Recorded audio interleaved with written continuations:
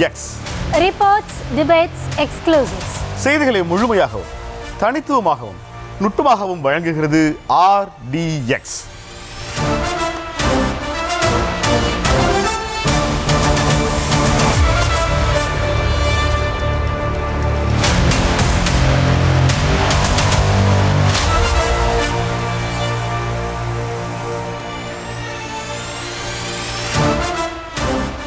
Reports, debates, exclusives. RDX நிகழ்ச்சிக்கு உங்களை வரவேற்பதில் மகிழ்ச்சி. இன்றைக்கும் RDXல 2 தலைப்புகளோட வந்திருக்கும். அந்த தலைப்புகளுக்கான முக்கிய செய்திகள் என்ன அப்படின்றத பார்த்துடலாம். தமிழகத்தில் SIR ஆதாயம் யாருக்கு, ஆபத்து யாருக்கு? தமிழகத்தில் SIR நடவடிக்கையை கடுமையாக எதிர்க்கும் திமுக கூட்டணி கட்சிகள் நாதக, தவேக. தமிழகத்தில் நடத்தப்படும் SIR பணிகளுக்கு ஆதரவு கரம் நீட்டும் பாஜக, அதிமுக. தேர்தல் பிரச்சாரத்தை கூட கைவிட்டு SIRக்கு எதிரான போராட்டத்தில் குதித்த கட்சிகள்.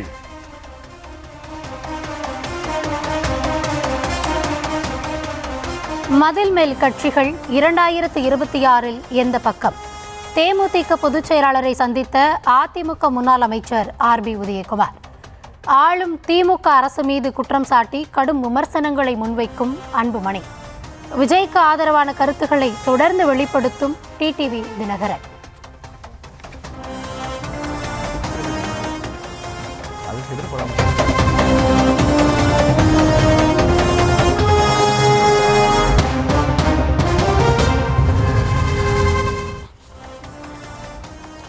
தமிழகத்தில் SIR ஆதாயம் யாருக்கு, ஆபத்து யாருக்கு? ஒரு 5 ஆண்டு கால திமுக அரசினுடைய அந்த ஆட்சி எப்படி நடந்திருக்கு அப்படிங்கிறது குறித்த ஒரு பெரிய விமர்சன பார்வை பொதுவாகவே ஒரு ஆட்சி முடிகிற கடைசி 4 மாதங்கள் இருக்கும். அவங்க பண்ண நல்லதெல்லாம் அவங்க சொல்லுவாங்க. எதிர்கட்சிகள்லாம் இந்த ஆட்சி முடிய போகிற போது ஆட்சிக்கு எதிரான மனநிலை அந்த மாநிலத்தில் இருக்குங்கிறத எஸ்டாப்ளிஷ் பண்ணுறதுக்கு தொடர் போராட்டங்களை நடத்துவாங்க. ஆனால் தமிழ்நாட்டில் திமுக ஆட்சிக்கு மார்க் போடுறதுக்கு பதிலாக தேர்தல் ஆணையத்துக்கு உட்காந்து எல்லாரும் மார்க் போட்டுட்டு இருக்கோம். இன்னைக்கு SIR பற்றி தான் நம்ம RDX ராப் என்ன சொல்லுதுங்கிறத பார்க்கலாம். பணிச்சுமையை காரணம் காட்டி நாளை முதல் சிறப்பு தீவிர வாக்காளர் திருத்த பணிகளை புறக்கணிக்கப் போவதாக வருவாய்த்துறை சங்கங்களின் கூட்டமைப்பான FERA அறிவித்துள்ளது. திமுக அரசின் தூண்டுதலின் பேரிலேயே அரசு பணியாளர்கள் SIR பணிகளுக்கு ஒத்துழைப்பு வழங்க மறுப்பதாக குற்றம் சாட்டியிருக்கிறார் பாஜக மூத்த தலைவர் தமிழிசை சவுந்தரராஜன். தமிழகத்தில் திமுக கூட்டணி கட்சிகள் SIR-ஐ அவசரகதியில் நடத்த வேண்டாம் என்று கூறி மாவட்ட தலைநகரங்களில் போராட்டமும் நடத்தின. SIR-இல் உள்ள குழப்பங்களை தேர்தல் ஆணையம் தெளிவுபடுத்துமாறு தவேக தலைவர் விஜய் வலியுறுத்தியதுடன் நேற்று சென்னையில் தவேக சார்பில் மாபெரும் ஆர்ப்பாட்டமும் நடைபெற்றது. இதேபோல் நாம் தமிழர் கட்சியும் SIR-க்கு எதிரான போராட்டத்தை இன்று முன்னெடுத்திருக்கிறது. இந்நிலையில் தமிழக SIR மீதான குற்றச்சாட்டுகள் அதன் உண்மைத்தன்மையை கேள்விக்குறியாக்கி வருகிறது. அரசியல் கட்சிகள் தங்கள் பிரச்சாரங்களை ஓரம் கட்டிவிட்டு SIR பற்றிய பிரச்சாரத்தில் இறங்கியுள்ளன. தமிழகத்தில் SIR நடவடிக்கைகளால் ஆபத்து யாருக்கு, ஆதாயம் யாருக்கு என்பதை அறிய முற்படுகிறது RDX.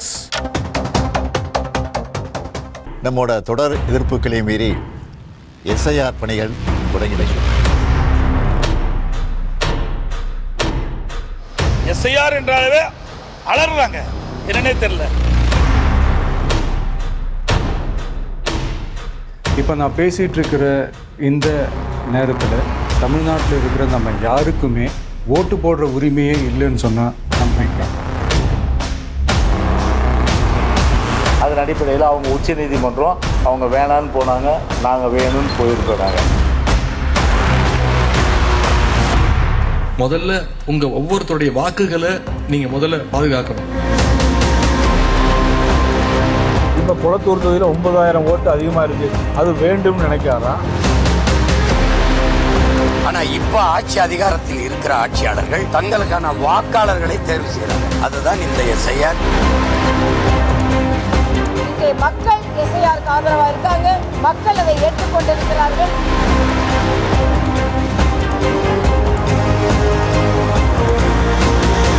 திமுகவுக்கு என்ன பயம் இதுல? திடீர்னு ஏன் பயப்படுறீங்க?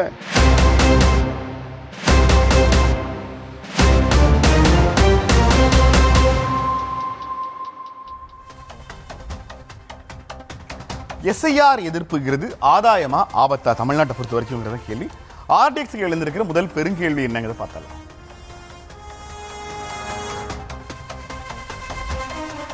10 மாநிலங்களில் இல்லாத எஸ்ஐஆர் எதிர்ப்பு தமிழகத்தில் மட்டும் விஸ்வரூபம் எடுப்பது ஏன்? எஸ் கௌதம். இல்லை, இந்த 10 மாநிலங்கள் சொல்கிறோம்ல, அந்த 10 மாநிலங்களில் எந்தெந்த மாநிலங்கள்னு பார்த்தீங்கன்னா அடுத்த தேர்தல் வரக்கூடிய தமிழ்நாடு, கேரளா, வெஸ்ட் பெங்கால் உட்பட ராஜஸ்தான், மத்திய பிரதேசம், சத்தீஸ்கர், இது போன்ற மாநிலங்கள். இதில் நீங்கள் தமிழ்நாடு, கேரளா, வெஸ்ட் பெங்கால் இதெல்லாம் நீக்கிட்டீங்க அப்படின்னா மற்ற மாநிலங்களில் ஆளும் கட்சியாக யார் இருக்காங்க அப்படின்னு பார்த்தீங்கன்னா பிஜேபி இருக்காங்க. ஏற்கனவே வைக்கப்படக்கூடிய குற்றச்சாட்டு என்ன? மத்தியில் தேர்தல் ஆணையமும் பாஜகவும் கூட்டு சேர்ந்து அந்தந்த மாநிலங்களில் தங்களுக்கு சாதகமாக வாக்காளர் பட்டியலை திருத்திக்கிறாங்க அப்படின்றதா. அப்போது ஏற்கனவே அவங்க ஆளும் கட்சியாக இருக்கக்கூடிய மாநிலங்கள்லாம் போராட்டம் இல்லை. ஆனால் தமிழ்நாடு, கேரளா, வெஸ்ட் பெங்கால்லாம் எடுத்துக்கிட்டிங்கன்னா அங்கேயும் எஸ்ஐஆருக்கு எதிரான இல்லை பண்ணக்கூடாது, இந்த அவசர கதியில் நடத்தக்கூடாது அப்படின்ற குரல்கள் ஒலிக்குது. இன்னும் அதிகமாக தமிழகத்தில் இருக்கக்கூடிய கட்சிகள், இந்த கட்சி அந்த கட்சின்னு இல்லாமல் பெரும்பாலான கட்சிகள் மக்கள் மத்தியில் எஸ்ஐஆர் ஏன் இவ்வளோ அவசர கதியாக நடத்தப்படணும், ஏன் இப்போ அதை நடத்தக்கூடாது, இல்லை எஸ்ஐஆர் மூலமாக உங்களுடைய வாக்குரிமை பறிபோவதற்கு என்னவெல்லாம் வழிகள் இருக்கிறது அப்படின்றத ஒரு கூடுதல் விழிப்புணர்வாகவே ஏற்படுத்துகிறாங்க. இதனைத் தொடர்ந்து இன்னும் பிற மாநிலங்களுக்கும் அது பரவுது அப்படின்றதையும் நம்மளால் தடுத்து சொல்ல முடியாது. ஸோ அந்த வகையில் எங்கெல்லாம் ஆளும் அரசாக பாஜக இருக்கிறதோ அங்கெல்லாம் வாய்மூடி இருக்கிறார்கள். எங்கெல்லாம் பாஜக ஆளும் கட்சியாக இல்லாமல் எதிர்த்தரப்பில் இருக்காங்களோ அங்கெல்லாம் இது தொடர்பான ஒரு எதிர்ப்பு, குறிப்பாக தமிழகம் எப்போவுமே எந்த விஷயத்திலுமே முன்னுதாரணமாக எதெல்லாம் மக்களுடைய உரிமைகளுக்கு பாதிப்பை ஏற்படுத்துமோ அதில் குரலை ஓங்கி ஒழிப்பாங்க. அந்த வகையில் தான் இதுவும் அமைந்திருக்கு அப்படின்றது என்னோட பார்வை. இல்லை, நீங்கள் சொன்ன விஷயங்கள்ல அந்த 3 மாநிலங்களுக்குமே ஒரு தனித்துவம் இருக்கு. தமிழ்நாடு, கேரளா, மேற்கு வங்கம், இந்த 3மே பாஜகவால் அவ்வளவு எளிதாக கைக்கொள்ள முடியாத மாநிலங்கள். இயல்பாகவே நீங்கள் சொன்ன இன்னொரு காரணம் மற்ற 7 மாநிலங்களில் எஸ்ஐஆர் பிரச்சனை இல்லையான்னு கேட்டால் அங்கேயும் பிரச்சனை தான். ஆனால் இந்த மாநிலங்களில் என்ன செய்ய போகிறோங்கிற கேள்வியிலிருந்து தான் தேர்தல் ஆணையமே அந்த எஸ்ஐஆர் ஃபார்மை உருவாக்கியிருக்காங்க. தமிழ்நாட்டை பொறுத்த வரைக்கும் இந்த எஸ்ஐஆர் ஃபார்மை செயல்படுத்துகிற இடத்துல தமிழ்நாடு அரசு இருக்குது. இப்போ தமிழ்நாடு அரசு என்ன செய்யும்னு பாஜக நினைக்கும்னா, நம்ம ஆட்சி செய்கிற மாநிலங்களில் எஸ்ஐஆர் ஃபார்மை வச்சு நாம் என்ன பண்ணோமோ அதை தமிழ்நாட்டில் திமுக பண்ணிட்டா என்ன பண்ணுறது, கேரளாவில் கம்யூனிஸ்ட் பண்ணிட்டா என்ன பண்ணுறது, வெஸ்ட் பெங்காலில் மம்தா பண்ணிட்டா என்ன பண்ணுறதுங்கிறதா உண்மையிலேயே அவங்களுக்கு இருக்க சிக்கல். எஸ்ஐஆரை நீங்கள் எவ்வளவு துரிதமாக எவ்வளவு நுட்பமாக செஞ்சாலும் தமிழ்நாட்டில் எஸ்ஐஆர் குளறுபடி அப்படின்னு பாஜகவும் அதிமுகவுமே சொல்கிறதுக்கான எல்லா சாத்தியக்கூறுகளையும் அவங்க ரெடி பண்ணியிருக்காங்க. எஸ், அது மட்டும் இல்லாமல் அதிமுக தரப்புலேருந்து இங்கே முன்வைக்கப்படக்கூடிய குற்றச்சாட்டு என்ன அப்படின்னா, நீங்கள் சொன்னீங்க இல்லையா, இன்னும் பிற மாநிலங்கள்லாம் பாஜக என்ன பண்ணும் அப்படின்ற ஒரு பார்வை இருக்கோ அதை தமிழகத்தில் ஆளும் இதை வைக்கிறாங்கன்னு சொல்கிறீங்க. அதுக்காக தான் இன்னைக்கு போராட்டம் நடத்தியிருந்தாங்க. ஆனால் கனமழை காரணமாக ஒத்தி வச்சிருக்கோம் அப்படின்னு இருக்காங்க. அப்போ இந்த கனமழையில் எஸ்ஐஆர் ஒத்தி வைக்கணுங்கிறதுக்காக ஒரு போராட்டம், அந்த போராட்டம் மழை காரணமாக ஒத்தி வச்சிருக்காங்க. அப்போ அந்த எஸ்ஐஆர் பணி எப்படி நடக்கும் அப்படின்றதான் இப்போ கேள்வி. நாளை நீதிமன்றத்தில் போய் தமிழ்நாடு அரசு ஏன் எஸ்ஐஆர் இவ்வளவு அவசரமாக செய்யக்கூடாதுங்கிறதுக்கான காரணங்களை பட்டியலிட்டு இருந்தாங்க. ஒரு மாநிலத்தில் தேர்தல் நடத்துகிற போது அந்த ஊரில் கொண்டாடப்படுகிற பண்டிகைகள், அந்த ஊரோட கால தட்பவெப்பநிலை, புயல், மழை, வெள்ளம், இந்த விஷயங்கள், உள்ளூர் திருவிழாக்கள், இந்த இன்னும் சொல்ல போனால் பண்பாட்டு கலாச்சார ரீதியான ஐகானிக் முக்கியமான நிகழ்வுகள் அந்தந்த மாதங்களில் நடைபெறாமல் இருக்கிறத உறுதி செய்வாங்க. அதனால தான் பொதுவாகவே மே மாதத்தை தேர்ந்தெடுக்கிறோம். ஆனால் எஸ்ஐஆர் பணிகளுக்கு ரொம்ப அவசரமாக நவம்பர் டிசம்பர்னு முடிவு பண்ணது ஒரு அறிவுபூர்வமான செயல் அல்ல அப்படிங்கிறது நிர்வாக ரீதியிலான பணிகளை தொடர்ந்து செஞ்சுட்டு இருக்கிற எல்லாருக்கும் தெரியும். ஆனால் தேர்தல் ஆணையம் இல்லவே இல்லை, எஸ்ஐஆர் முடிச்சுட்டு தான் நீங்கள் எலெக்ஷனை பார்க்கணுங்கிறதுல ரொம்ப ஸ்ட்ரிக்ட் ஆஃபீஸராக இருக்காங்க. இல்லை, அதனால தான் இங்கே அதிமுக என்ன குற்றச்சாட்டு முன்வைப்பாங்க அப்படின்னா, நீங்கள் பண்ணுறீங்க, அது நாங்கள் கேட்டது தான், அது நடக்குது. ஆனால் களத்தில் திமுக எந்தளவு வெளியே எஸ்ஐஆர் வேணான்னு சொல்கிறாங்களோ அதே அளவு சரிசமமான ஒரு பலத்தோட களத்தில் சுற்றி சுழந்து வேலை பார்க்குறாங்க. அந்த வேலைகள் அவங்களுக்கு சாதகமாக இருக்கிறத தாண்டி எதிர்த்தரப்பினருக்கு பாதகமாக அமையுது. குறிப்பாக அதிமுகவினர் அவங்களுடைய பெயர் பட்டியல் இருக்கும் இல்லையா, அந்த ஃபார்மையே தரமாட்டுறாங்க. பொதுவாக தமிழகத்தில் எல்லா கட்சிகளும் இந்த எஸ்ஐஆர் தொடர்பாக என்னென்ன குற்றச்சாட்டுகளை முன்வைக்கிறாங்க அப்படின்னா, வாக்காளர்கள் நீக்கப்படுவாங்க, அந்த வாக்குரிமை இல்லாமல் போகும், கால அவகாசம் ஒரு குற்றச்சாட்டாக முன்வைக்கிறாங்க. அப்புறமா இந்த குறுகிய காலத்துக்குள்ள அந்த பிஎல்ஓ எப்படி 3 முறை, அதுவும் இந்த மாதிரியான ஒரு கிளைமேட் கண்டிஷன் இருக்கப்போ எப்படி போவாங்க அப்படின்றது. இன்னொன்று, அவசரமாக ஏன் செய்கிறீங்க, இன்னொன்று வெளி மாநிலத்தவருக்கு இங்கே வாக்குரிமை அளிப்பதற்காகத்தான் இது நடைபெறுகிறது. தகுதியானவர்கள் நீக்கப்படலாம், தகுதி இல்லாதவர்கள் பெயர் சேர்க்கப்படலாம். இந்த எந்த விஷயத்தை பார்த்தாலும் நமக்கு தலைப்பை எடுத்திருக்கிறது ஆதாயம் யாருக்கு ஆபத்து யாருக்குன்னு எடுத்திருக்கோம். ஒட்டுமொத்தமாக இது கட்சிகளை சார்ந்து நம்ம பேசலைனா கூட இதில் ஒட்டுமொத்தமாக பாதிக்கப்படுறது யார் அப்படின்னா ஒரு வாக்காளர். ஒரு இந்தியாவில் ஒரு குடியுரிமையை உரிமையாக வழங்கின இடத்துல ஒரு வாக்காளர் தனக்கான வாக்குகளையே எந்த கட்சி ஆட்சிக்கு வரணும் அப்படின்னு நிர்ணயிக்க முடியாமல் போகக்கூடிய ஒரு சூழல் ஏற்படுகிறது. இதை இங்கே தமிழகத்தில் திமுக தனக்கு சாதகமாக பயன்படுத்திட்டு இருக்கு அப்படின்ற குற்றச்சாட்டை அதிமுக பாஜக முன்வைக்கிறாங்க. ஆரம்பத்திலிருந்தே அவர்கள் எஸ்ஐஆர் ஆதரிக்கிறாங்க. ஆனால் இப்போ இந்த எதிர்ப்பு போராட்டம் எல்லாம் அறிவிக்கப்பட்டிருக்கிறதுக்கு காரணம் என்ன அப்படின்னா இதை திமுக இங்கே அவங்களுக்கு சாதகமாக பயன்படுத்துகிறாங்க அப்படின்னு. இல்லை, மற்ற விஷயங்களில் திமுகவை குறை சொல்கிறதுங்கிறது வேறு. ஆனால் எஸ்ஐஆர் விஷயங்களில் திமுக ஆதாயம் தேடுதுங்கிறது வந்து ஒரு அரசியல் தெரியாத குற்றச்சாட்டு. பொதுவாக கௌதமி, தமிழ்நாட்டில் திமுக கழகம் வந்து ஆட்டுக்கு தாடியதற்கு மாநிலத்துக்கு ஆளுநதற்கு ஒரு கேள்வி கேட்டாங்க. அந்த ஸ்டாண்டில் அவங்க இப்போ வரைக்கும் இருக்காங்க. அதாவது ஒரு கட்சியினுடைய கொள்கை என்பது ஒரு மாநில அரசுக்கு, தேர்ந்தெடுத்த அரசுக்கு முழு அதிகாரத்தையும் கொடுங்க, ஒரு யூனியன் கவர்மெண்ட்டோட ரெப்ரசன்டேட்டிவான கவர்னரை மதிக்காதீங்க, அந்த கவர்னர் போஸ்டே தேவையில்லைங்கிறது திமுக கழகத்தினுடைய கொள்கை. இப்போ ஏன் கொள்கை அதுங்கிறனால பதவி பிரமாணம் செஞ்சு வைக்க வரும்போது நான் கவர்னர்கிட்ட பதவி பிரமாணம் செஞ்சு வச்சுக்க மாட்டேன்னு சொல்ல முடியாது. அடிப்படையில் இந்த ரெண்டும் பெரிய பெரிய தனியான விஷயம். ஒன்று, ஆளுநர் பதவி என்பது தேவையில்லாததுங்கிறது திமுகவோட ஸ்டாண்ட். அதுக்காக அவங்க தொடர்ந்து போராடிட்டே இருப்பாங்க. ஆனால் ஆளுநர்கிட்ட தான் நீங்கள் போய் சைன் வாங்கணும். ஒரு மசோதாவிலிருந்து, பதவி பிரமாணத்திலிருந்து, அமைச்சரவை மாற்றத்திலிருந்து நீங்கள் அதை மாற்றும் வரை அதற்கு உட்பட்டாக வேண்டும். அதற்கு உட்பட்டு கொண்டே அதை மாற்ற வேண்டும். இதுதான் ஒரு ஜனநாயகபூர்வமான நாட்டில் எந்த ஆயுதங்களையும் எடுக்காம அறிவாயுதம் மூலமாகவே ஒன்றை சாதிக்க முடியும்னா நான் ஒன்றை மாற்ற விரும்புகிறேன். அதுதான் என்னுடைய இறுதி இலக்கு. ஆனால் அந்த இலக்கு அடைகிற வரைக்கும் நீ என்ன சொல்றியோ அந்த கோர்ட்லேயே, அந்த ரோட்டில் தான் நான் போவேன். அதனால தான் தமிழ்நாடு தொடர்ந்து சட்ட போராட்டங்களை நடத்தி நிறைய விஷயங்களை மீட்டுக் கொண்டு வந்திருக்கு. இந்த ஆளுநருக்கு நான் சொன்ன உதாரணம் எப்படியோ அதே தான் எஸ்ஐஆர் இருக்கு. இப்போ பாஜகவும் அதிமுகவும் சொல்ற குற்றச்சாட்டு என்னன்னா, தமிழ்நாட்டில் எஸ்ஐஆரை திமுக 100% செய்கிறதுங்கிறதுக்கு அர்த்தம் என்னன்னா சரியா செய்யறாங்கன்னு அவங்க ஒத்துக்கிறாங்க. ஆனா நீங்க ஏன் சரியா செய்றீங்க? ஏன் உங்க மேல எனக்கு அதுதான் டவுட் வருது. நீங்க நல்லா ஞாபகம் வச்சுக்கோங்க, நீங்க ஒரு போன் வாங்குறீங்க, கார்டை எடுத்துட்டு போய் போன் வாங்குறீங்கன்னு வச்சுங்க. இப்ப காசு உங்களோடது, போன் வந்து அந்த கடைக்காரரோடது. இதுல சம்பந்தப்பட்ட நபர்கள் நீங்க 2 பேர் தான். இதுதான் தேர்தல் ஆணையத்துக்கும் ஒரு வாக்காளருக்குமான தொடர்பு. வாக்காளர் பட்டியலில் உங்க பேர் இருக்கா, உங்களுக்கு வாக்காளர் அடையாள அட்டை இருக்கா, இந்த ரெண்டும் வாக்காளருக்கும் தேர்தல் ஆணையத்துக்குமான தொடர்பு மட்டும்தான். ஆனால் இந்தியா மாதிரியான படிப்பறிவு, அரசியலறிவு இல்லாத இடங்கள்ல ஒரு வாக்காளர் கஷ்டப்படக்கூடாதுங்கிறதுக்காக தான் இந்த பூத் ஏஜென்ட்டுகள்லாம் உள்ள வராங்க.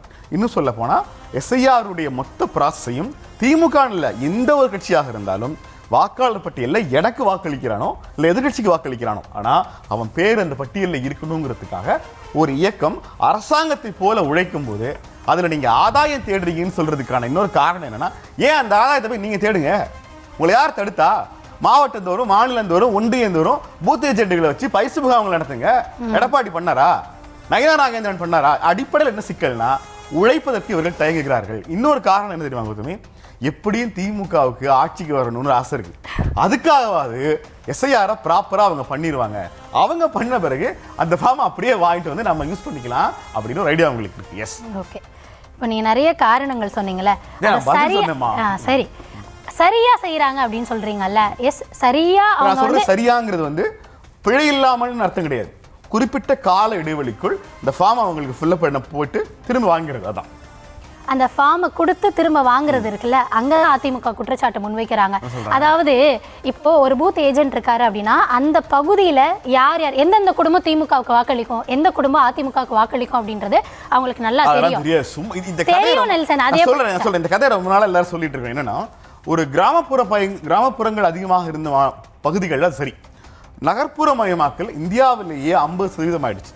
நீங்க மெட்ராஸ்ல இருக்கீங்க, நீங்க பால் வாங்க போற பூத்து, கறிக்கடை, இங்க இருக்கிறவங்க எல்லாம் எந்த கட்சி ஓட்டு போறாங்க உங்களுக்கு தெரியுமா? இல்ல, எனக்கு தெரியாம இருக்கலாம். உங்களுக்கு தெரியாதது மாதிரியே தமிழ்நாடு என்பது 50% நகரமயமாக்கப்பட்டு விட்டது.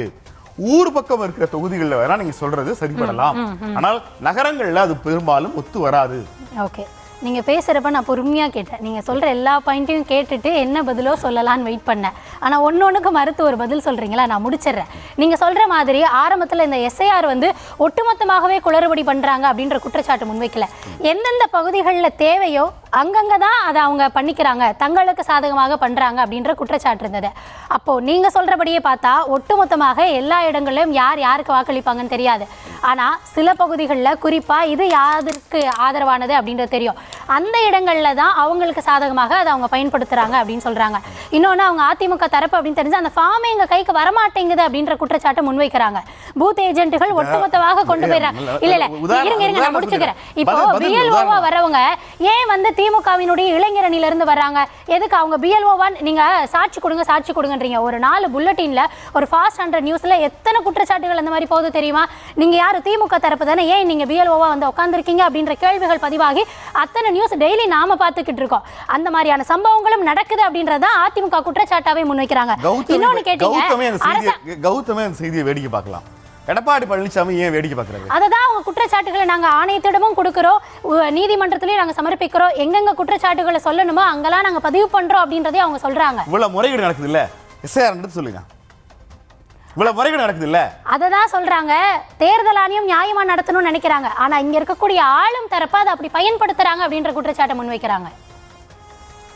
தமிழக தேர்தல் அதிகாரி, இந்திய தேர்தல் ஆணையம் திமுக மீதான குற்றச்சாட்டுகளை அவங்களே மறுத்துட்டாங்க. எஸ்ஐஆர் ப்ராசஸ்ல திமுக முழுமையாக ப்ரொஃபஷனலாக ஒர்க் பண்றாங்கன்னு தேர்தல் ஆணையம் சொல்லுது. இது நான் சொல்ல, அவங்க சொல்றாங்க. இல்ல, ஆனா கட்சி தரப்புல இருந்து அதற்காக தான் அவங்க போராட்டமே அறிவிச்சிருக்காங்க. இன்னும் பல இடங்கள்ல இது தொடர்பான ஆளுநர் கதையை சொன்னேன். திரும்ப நான் அங்கே தான் வரேன் கௌதமி. எஸ்ஐஆர் வேண்டாம் என்பது இந்த மாநிலத்தினுடைய முடிவு. ஆனா எஸ்ஐஆர் இருந்தால் தான் இங்கே ஓட்டு போட முடியுங்கும் போது எஸ்ஐஆரை காரணம் காட்டிட்டு நான் ஓட்டு போடாமல் இருக்க முடியாது, வாங்க எல்லாரும் சேர்ந்து எஸ்ஐஆரை திருத்துவோம்னு திமுக கூப்பிடுது. இல்லை நாங்களாம் வரமாட்டோம், நீங்க போய் திருத்திக்கிங்க, நீங்க திருத்தி முடிச்சு கரெக்டாக எடுத்து வைப்பீங்க இல்லையா, அதை நாங்கள் போய் எடுத்துக்கிறோம்னு நினைக்கிறாங்க. இல்ல, அப்படி கிடையாது. அதிமுக தரப்புல இருந்து அவங்க சொல்றதே எஸ்ஐஆர் நடக்கணும் அப்படின்றதான் எங்களுடைய, அது திருத்தப்படணும் அப்படின்றது அவங்களுடைய நிலைப்பாடு. அதுல அவங்க எந்த விதமான மாற்றமும் இல்ல. அது ஆளும் அரசு எப்படி பயன்படுத்துது அப்படின்றத திமுகவோட நிலைப்பாடும் சுப்ரீம் கோர்ட்டுக்கு அவங்க எஸ்ஐஆர் வேணான்னு போல 2024 எலெக்ஷன் முடிச்சுட்டு பண்ண வேண்டியதானே? 2 வருஷம் டைம் இருந்திருக்கும்ல, ஏன் பண்ணல?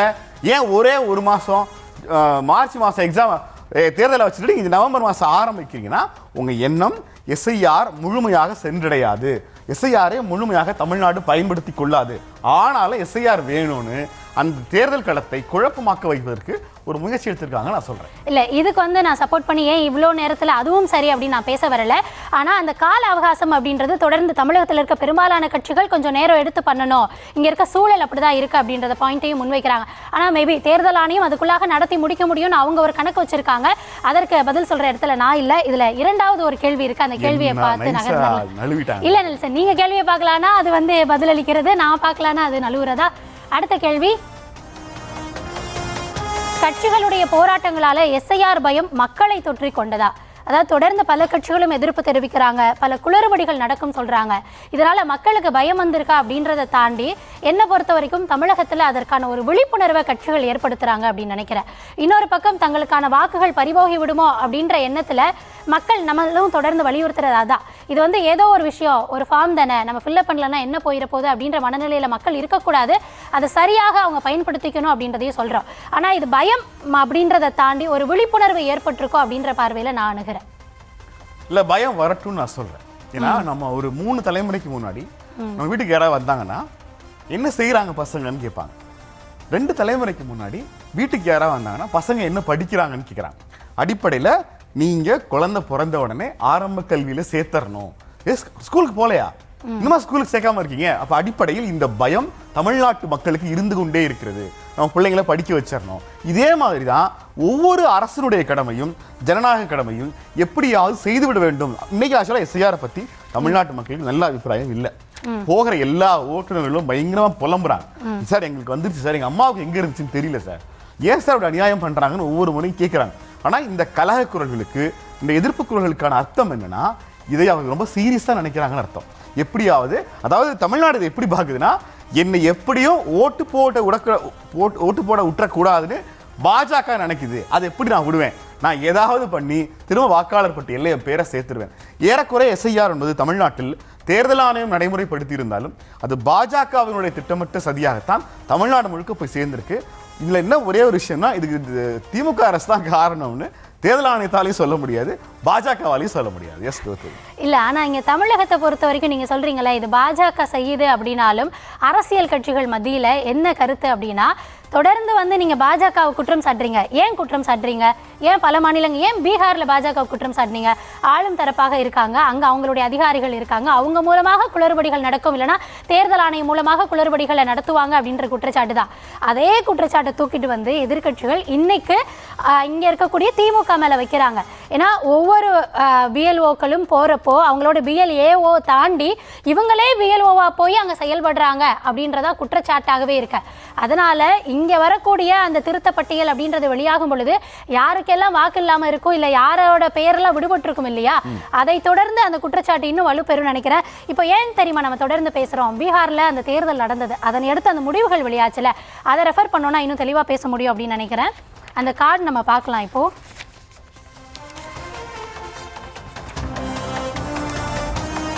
இப்போ நீங்க பாக்குறது அந்த குறைந்த வாக்கு வித்தியாசத்துல வெற்றி பெற்ற கட்சிகள் எந்த? ஆமா, ஜேடியூல இருக்கக்கூடியவங்க, அந்த கூட்டணியில இருக்கக்கூடியவர்கள் வெற்றி பெற்றது தொகுதி பாக்குறீங்க. எந்த வேட்பாளர், எந்த கட்சி 2025ல எவ்வளவு வாக்குகள் வித்தியாசத்துல அவங்க வென்றிருக்காங்க, அதை தாண்டி 2020ல எதிர்த்தரப்புக்கும் அவங்களுக்கும் தோத்தாங்க இல்லையா, எவ்வளவு வாக்குகள் வித்தியாசத்துல தோத்தாங்க அப்படின்றதான் 2020ல நம்ம லிஸ்ட் பண்ணியிருக்கோம். அந்த வகையில் நீங்கள் இப்போ பார்க்கறது, ஃபர்ஸ்ட் பார்க்கறது ராதா சரண் ஷா அப்படின்ற வேட்பாளர் ஜேடியூல இருந்து நிறுத்தப்பட்டிருக்காரு. சந்தேஷ் அப்படின்ற தொகுதியில் அவர் 2020ல ஆர்ஜேடி கிட்ட தோற்ற வாக்குகள் 50,607. இந்த முறை வின் பண்ணிட்டாரு. எவ்வளவு வாக்குகள் வித்தியாசம்னா 27. அங்கிருந்து நீக்கப்பட்ட வாக்குகள் அப்படின்றத பார்த்தோம் அப்படின்னா அதனுடைய எண்ணிக்கை பெரும் எண்ணிக்கையாக இருக்கிறது. என்ன சொல்ல வரீங்கன்னா, போன முறை எப்படியெல்லாம் மக்கள் ஓட்டு போடாம தோக்கடிச்சாங்களோ அந்த மக்களை பட்டியலிருந்து நீக்கி ஒரு வெற்றியை பாஜக வாங்கிட்டாங்கிறதுக்கான ஆதாரத்தை கௌதமே எடுத்துட்டு வந்திருக்காங்க. இல்லை, அதை நான் ஃபுல்லாக பார்த்துட்டு அது என்ன ஸ்டாண்டு அப்படின்றத சொல்கிறேன். அடுத்ததாக நம்ம பார்க்குறது அக்கியான் அப்படின்ற தொகுதியில் மகேஷ் பஸ்வான் அப்படின்றவர் பாஜக தரப்புல இருந்து. இவரும் சென்ற முறை தோற்றது வந்து 48,580 வாக்குகள் வித்தியாசத்தில். இந்த முறை வெற்றி கண்டது 95 வாக்குகள் வித்தியாசத்தில். அதே மாதிரி அடுத்த தொகுதி நபிநகரில் பார்க்குறோம், ஜேடியு வின் பண்ணியிருக்காங்க 112 வாக்குகளை அதிகமாக பெற்று. ஆனால் சென்ற முறை தோற்றது அப்படின்னு பார்த்தீங்கன்னா 20,121 வாக்குகள் வித்தியாசத்தில் அவங்க தோல்வியை தழுவினாங்க. அடுத்ததாக நம்ம பார்க்கக்கூடியது பக்தியார்பூர் அப்படின்ற தொகுதியில் இந்த முறை எல்ஜேபி வந்து அங்கே வின் பண்ணியிருக்காங்க. அதில் வந்து 981 வாக்குகளில் வெற்றி. சென்ற முறை தோல்வி அப்படின்றது 20,672. தும்ராவில் வந்து 2,105 வாக்குகள் வித்தியாசத்தில் வெற்றி. 2020ல் பார்த்தீங்கன்னா அதுவும் 20,000 சொச்சத்துக்கு கீழே அவங்க தோல்வியை சந்திச்சிருக்காங்க. அடுத்ததா சிங்கேஸ்வர் அப்படின்ற தொகுதியில் ஜேடியு இந்த முறை வின் பண்ணியிருக்காங்க. அந்த வின் பண்ணதுக்கு இடைப்பட்ட அந்த வித்தியாசம் 2,982 தோல்வி வந்து 5,573. அடுத்ததா பேலாகஞ்சில் தொடர்ந்து இப்போ நம்ம பார்க்குறது எல்லாமே ஜேடியு வின் பண்ண தொகுதிகளை பார்க்குறோம். ஒவ்வொன்றிலையும் 2,000க்கும் மேற்பட்ட அந்த வாக்குகள் வித்தியாசத்தில் வின் பண்ணியிருக்காங்க. ஆனால் தோல்வியை தழுவும் போது 23,963, 25,510 இது போன்ற வெற்றிகளை தோல்விகளையும் அவங்க சந்திச்சிருக்காங்க. அடுத்ததா இந்த தொகுதிகளில் தான் நம்ம பார்த்துருக்கோம். இப்போ நீங்கள் பார்க்குறப்ப உங்களுக்கு தோணலாம், ஏன்னா போன முறை இவ்வளவு வாக்கு சதவிகிதம், அதாவது இவ்வளவு வாக்குகள் வித்தியாசம், ஆனால் இந்த முறை வந்து 27, 95, 112 இவ்வளோதான் அந்த வாக்குகள், சொச்ச வாக்குகளில் அவங்க வின் பண்ணியிருக்காங்க. அப்போ என்ன ஒரு சந்தேகம் வருது அப்படின்னா, அந்த நீக்கப்பட்ட எண்ணிக்கையை பார்க்குறீங்கல்ல, அந்த நீக்கப்பட்ட வரல. எனக்கு ஏன் வரலன்னா, கடந்த முறை நிதிஷ்குமார் மீது மக்கள் கோவத்தில் இருந்தார்கள், அதனால் அதிகமான எதிர்பார்ப்புகளை பதிவு பண்ணாங்க. இந்த மாதிரி நிதிஷ்குமாரோட ஆட்சி மக்களுக்கு பிடிச்சிருந்தனால எந்த பிரச்சனையும் இல்லாம ஓட்டு போட்டிருக்காங்க. அதன் அடிப்படையில் இந்த நம்பர் மாறி இருக்கு. இதற்கு எஸ்ஐஆருக்கு எந்த சம்பந்தமும் இல்லை கௌதம். இது உங்களுடைய இன்டர்பிரேஷன். இப்படிதான் பொதுவா பாஜக ஆட்கள் பேசிட்டு இருக்காங்க. இப்ப நான் என்ன ஒரு 5 நிமிஷம் பேசுறேனோ இதுதான் பாஜக ஆட்கள் பேசுறாங்க. நான் பேச ஆரம்பிக்கும் போது உங்களுக்கு டவுட் வந்துருச்சு, இவர் பேச மாட்டாரு இப்படி அப்படின்னு. இப்படிதான் பாஜக ஆட்கள் பேசுறாங்க. இல்லை, அதுக்கான இந்த டேட்டை நம்ம ஏன் எடுத்தோம் தெரியுமா? இந்த 27-95 இந்த வாக்கு வித்தியாசம் இருக்குல்ல, இந்த வாக்கு வித்தியாசம் அந்த நீக்கப்பட்டதில் ஒரு 2%, 3% அவர்களுடைய பெயர்கள் இருந்திருந்தது அப்படின்னா அதில் நியாயமாக நீக்கப்பட்டாங்களா அப்படின்றது ஒரு கேள்வியை எழுப்புறாங்க.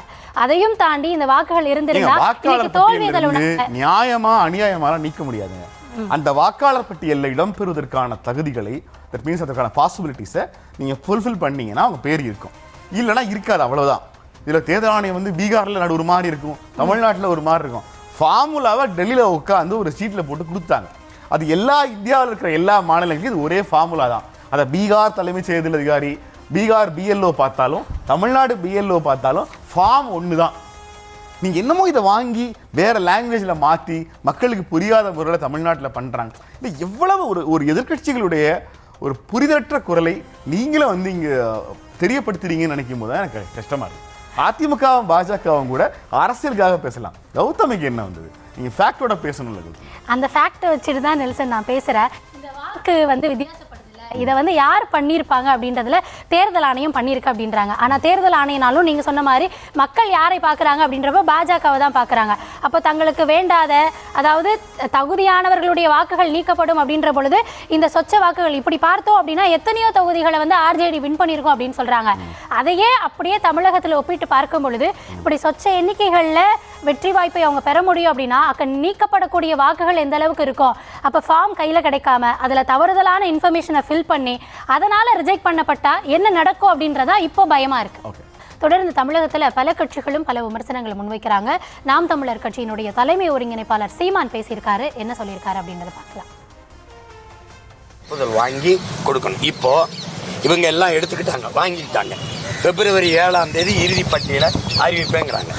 அறிவித்த பிறகு பல லட்சம் பேருக்கு வாக்கு இல்லை. குறிப்பாக இப்போ எனக்கு என்னன்னா, நான் நிறுத்துற வேட்பாளர்களுக்கே வாக்கு இருக்குமான்னு தெரியல கடைசியா. அப்போ அந்த நேரத்தில் ஐயோ அப்படின்னா நீ சரியா February 10-15 தேர்தல் தேதி அறிவிச்சிருவேன். தேர்தல் ஆணையத்துக்கிட்ட முழு அதிகாரம் போயிடும். அப்புறம் March April தேர்தல். அப்புறம் ஐயோனாலும் அம்மானாலும் எனக்கு வாக்கு வராது. அப்போ நான் என்ன செய்யறது? இந்த நாட்டில் பிறந்ததுக்கு நாண்டுகிட்டு தான் சாகணும், வேற என்ன செய்ய முடியும்? நீங்கள் வெளியிடுறது தான் வாக்கு. இது எந்த மாதிரி முறைனா, இந்த நாட்டில் வாக்காளர்கள் வாக்கை பெற்றிருக்கிற மதிப்புமிக்க மக்கள் தங்களுக்கான ஆட்சியாளர்களை தேர்வு செய்தார்கள் இதுவரை. ஆனால் இப்போ ஆட்சி அதிகாரத்தில் இருக்கிற ஆட்சியாளர்கள் தங்களுக்கான வாக்காளர்களை தேர்வு செய்கிறாங்க. அதுதான் இந்த SIR சிறப்பு சீர்திருத்த வாக்கு. அவங்க எனக்கு யாரு வாக்கு செலுத்தணும்னு அவன் முடிவு பண்றான், ஆட்சியில் இருக்கிறவன்.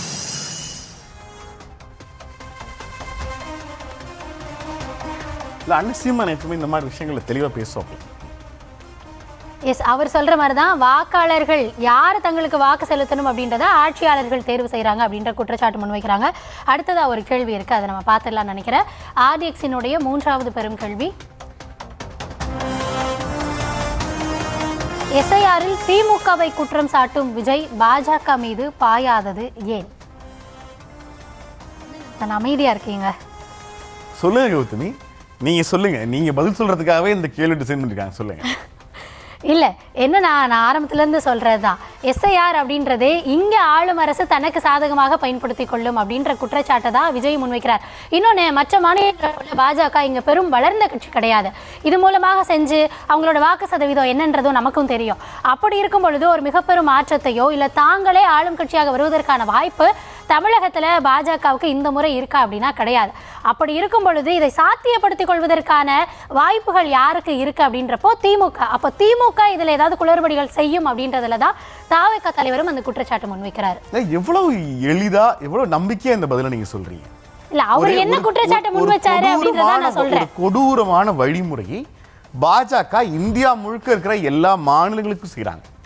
பாஜக தமிழ்நாட்டில் ஓட்டு இல்லைங்கிற காரணத்துக்காக இங்க பாஜக இல்லைங்க, திமுக தான் இருக்கு, அதனால அங்க பாஜக செஞ்சதுக்கு நாங்க திமுகவை அடிக்கிறதுங்கிறது எப்படிங்க சரியா இருக்கும்? இல்ல, அங்க பாஜக என்ன செஞ்சது நீங்க சொல்றீங்க இல்லையா, அதை இங்க திமுக செய்யுது அப்படின்னு சொல்லி தான் அவர் பேசுறாரு. உங்களுக்கு இப்பவும் புரிய மாட்டேங்குது.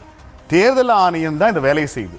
தேர்தல் ஆணையத்தினுடைய மொத்த ஆன்மாவையுமே மொத்தமா உருவிட்டாங்க.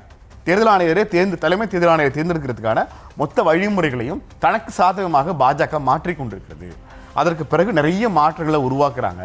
தேர்தல் ஆணையர்கள் பாஜகவினுடைய ஒரு அணி போல செயல்படுறாங்கன்னு பரவலா இந்தியா கூட்டணி கட்சிகள் திரும்ப திரும்ப சொல்லிக்கிட்டே இருக்கிறாங்க. அப்போ அவங்க கொண்டு வர ஒரு மாற்றத்தை கண்டிச்சு தங்க தலைவர் விஜய் ஒரு வீடியோ வெளியிடுறார். இந்த வீடியோ முழுக்க நீங்க எங்க தேடி பார்த்தாலும் பாஜகங்கிற வார்த்தையே இருக்காது. நீங்க சொல்ற மாதிரி தேர்தல் ஆணையம் தானே பண்ணுது, இதை நாங்க கண்டிக்கிறோம், இதை இப்ப பண்ணக்கூடாது அப்படின்றது.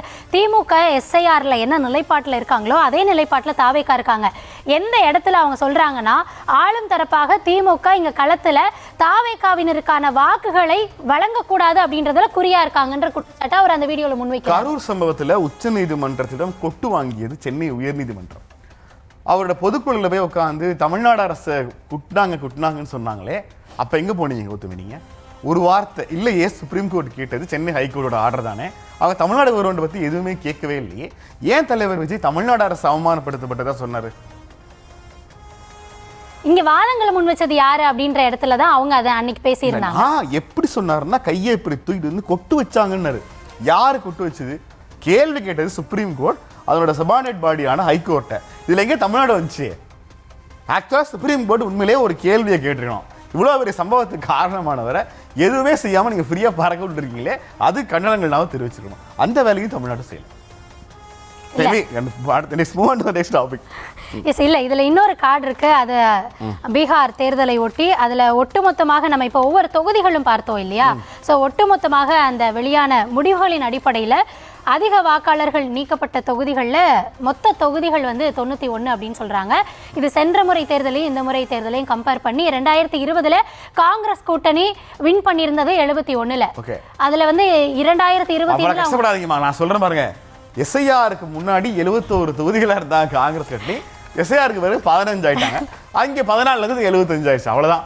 இதுக்காக தான் எஸ்ஐஆரை கொண்டு வந்தாங்கன்னு கௌதமி சொல்கிறாங்க. எஸ், அந்த மாதிரி கொண்டு வரப்பட்ட எஸ்ஐஆரை ஆளும் அரசுகள் எப்படி தங்களுக்கு சாதகமாக பயன்படுத்திப்பாங்க அப்படின்ற ஐயப்பாட்டில் தான் அதை அவங்க அணுகிறாங்க. இது மட்டும் இல்லை, தமிழக மக்கள் நீங்கள் சொன்னீங்க இதை பாஜக செய்கிறதாவே பார்க்குறாங்க, அவங்க ஒரு பயத்தில் இருக்காங்க அப்படின்னு. ஆனால் அதற்கு தமிழக பாஜகவின் மூத்த நிர்வாகி தமிழிசை சவுந்தரராஜன் அவர்கள் ஒன்று சொல்லியிருக்காங்க. என்ன அப்படின்றதையும் பார்த்துடலாம். வருவாய்த்துறை அலுவலகர்களையும் போராட்டம் நடத்துறாங்களாம், எஸ்ஐஆருக்கு ஒத்துழைப்பு கொடுக்க முடியாதுன்னு. ஆக மாநில அரசு மறைமுகமாக இப்படிப்பட்ட போராட்டங்களை ஊக்கப்படுத்துகிறார்கள். அரசு ஊழியர்களுக்கு தேர்தல் ஆணையத்திற்கு உதவி செய்வதும் ஒரு பணிதான். அதை எல்லோரும் உணர்ந்து கொள்ள வேண்டும் என்பதை நான் தெரிவித்துக் கொள்கிறேன். அதனால இன்றைய காலகட்டத்தில் தமிழகத்தில் தேசிய ஜனநாயக கூட்டணிக்கும் இண்டி கூட்டணிக்கும் தான் போட்டி. நம்ம வைக்கிற குற்றச்சாட்டுகள் ஒரு புறம் இருந்தாலும் நாளைக்கு போராட்டத்தை அறிவிச்சிருக்காங்க, அதன் பின்னாடியே திமுக தான் இருக்கு அப்படின்ற குற்றச்சாட்டு அவங்க முன்வைக்கிறாங்க. என்னைக்கு இந்த பணி ஒதுக்கப்பட்டதோ அன்னையில இருந்து எப்பவுமே திமுக முன்னாடி தான் இருக்காங்க. இது எதுக்கு பின்னாடி அவங்க இருந்த மாதிரி எனக்கு தெரியல. இல்லை, அவங்களுக்கான பணிப்பொழிவை குறிப்பிட்டு அவங்க போராட்டத்தை முன்னெடுக்கிறாங்க. அதுலேயும் திமுகவினுடைய ரோல் இருக்கும் அப்படின்னு பாஜக தரப்பு கருதுறாங்க. அதற்காக தான் அவங்க அந்த பைட்டையும் கொடுத்துருந்தாங்க ஒட்டுமொத்தமாக. ஆனால் தமிழகத்தில் இருக்கக்கூடிய கட்சிகள் எஸ்ஐஆருக்கு எதிராக குரல் எழுப்பியிருந்தாலும் தமிழகத்தில் ஆளும் அரசு அதை தனக்கு சாதகமாக பயன்படுத்திக் கொள்ளுமோ அப்படின்ற நினைப்பில் அவங்களுடைய எதிர்ப்பை பதிவு செஞ்சிருக்காங்க. அதாவது இந்த முதல் ஹாஃப் அன் ஹவர்ல கௌதமி என்ன எஸ்டாப்ளிஷ் பண்ணிருக்காங்கன்னா, தொடர்ச்சியாக எஸ்ஐஆர் என்பது பாஜகவினுடைய சதிவலைக்கு வெளியே கொண்டு வர்றதுக்கான எல்லா ஆதாரங்களையும் நீங்களே காமிச்சிட்டு, ஆனால் எஸ்ஐஆரால் அதிகம் பலனடைய போது திமுக தான் அப்படின்னு வழக்கம் போல முடிச்சு. இல்லை, நீங்கள் வைக்கிற குற்றச்சாட்டுகள் பாஜக மேலனா இங்கே ஆளும் தரப்பு தானே அதை செய்வாங்க அப்படின்னு அவங்க கேள்வி எழுப்புறாங்க. அதை தான் நான் முன்னாடி வச்சிருந்தேன். எஸ், நெக்ஸ்ட் டாபிக் என்ன அப்படின்றத பார்த்துடலாம். இன்னைக்கு வந்து தமிழகத்தில் பல கட்சிகள் கூட்டணியை முடிவு செஞ்சுட்டாலும் இன்னும் சில கட்சிகள் கூட்டணியை முடிவு செய்யாமல் இருக்காங்க. ஸோ அப்படி முதல் மேலே இருக்கக்கூடிய கட்சிகள் 2026 எந்த பக்கம் போவதற்கான பாசிபிலிட்டிஸ் இருக்கு அப்படின்றத பேச போகிறோம். அதற்கான விராப் என்ன அப்படின்றத பார்த்துடலாம். தமிழகத்தில் அடுத்த 6 மாதத்தில் நடைபெறவிருக்கும் ஜனநாயக திருவிழாவுக்காக திமுக தனது கூட்டணியை உறுதிப்படுத்தி வரும் நிலையில் அதிமுகவும் பாஜகவும் கூட்டணி ஏற்படுத்தி பிரச்சாரத்தையும் துவங்கிவிட்டன. ஆனால் மிச்சமிருக்கும் பாமக, தேமுதிக, அமமுக, ஓபிஎஸ், செங்கோட்டையன் என முக்கிய அணிகள் யார் பக்கம் செல்வார்கள் என்ற எதிர்பார்ப்பு நீடிக்கிறது. அன்புமணியின் ஆளும் கட்சி எதிர்ப்பு அரசியலால் எதிர்க்கட்சிகளின் கூட்டணியில் இணைவார் என யூகிக்க முடிகிறது. இன்னொரு பக்கம் திமுக மீது மென்மை போக்கை கடைபிடிக்கும் ராமதாஸ் அந்த அணியில் இடம்பெறுவார் என எதிர்பார்க்கப்படுகிறது. தினகரன் விஜய்க்கு ஆதரவான கருத்துக்களை தொடர்ந்து வெளிப்படுத்துவதால் விஜய் கூட்டணிக்கு போகிறாரோ என்று கேள்வி எழுகிறது. 2026 ஆட்சியில் தேமுதிக பங்கு பெறும் என்று கூறிய பிரேமலதாவை மதுரையில் நேரில் சென்று சந்திக்கிறார் அதிமுகவின் முன்னாள் அமைச்சர் ஆர்பி உதயகுமார். 4 முனை போட்டி உறுதியாகியுள்ள தமிழகத்தில் மதில் மேல் கட்சிகளாக இருக்கும் பாமக, தேமுதிக, அமமுக எந்த பக்கம் போகும், ஓபிஎஸ், செங்கோட்டையன் என்ன முடிவெடுப்பார்கள் என விவாதிக்கிறது RDX. இப்போ நம்ம பேசணும் இல்லையா, அந்த விராப்பு நம்ம பேச போகிறது இதையெல்லாம் தாண்டி மக்களுக்கு இதை தெளிவாக இன்னும் எளிமையாக எப்படி விவரிக்கலாம் அப்படின்னு நந்தாவும் கோகுலும் சேர்ந்து ஒரு கார்ட்டூன் ஒன்று டிசைன் பண்ணியிருந்தாங்க. அந்த கார்ட்டூன் இப்போ நம்ம பார்த்தோம். RDX cartoon. எஸ், இப்போ நம்ம குறிப்பிட்ட அந்த கட்சிகளான அமமுக, தேமுதிக, பாமகலையே ராமதாஸ் தரப்பு, அன்புமணி தரப்பு, அதே மாதிரி புதிய தமிழகம் கட்சியினுடைய கிருஷ்ணசாமி அவர்கள். ஸோ எந்த பக்கம் போவாங்க அப்படின்றது தான் இந்த ஐடியா உங்களோட தானே கௌதமி? இல்ல இது வந்து நம்ம ப்ரொடக்ஷன் டீம் தான் இதை டிசைன் பண்ணாங்க. அந்த வகையில் இதை ஒட்டி ஆர்டிஎக்ஸிற்கு எழுந்திருக்கும் முதல் கேள்வி என்ன அப்படின்றத பார்க்கலாம்.